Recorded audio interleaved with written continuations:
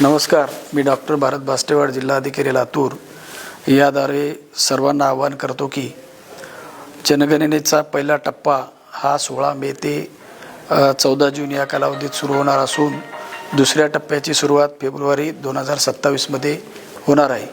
प्रगणक आपल्या घरी जनगणना करण्यासाठी येणार आहेत। त्यासाठी आपण आलेल्या प्रगणकाला 34 प्रश्नाची उत्तरे योग्य प्रकारे द्यावीत।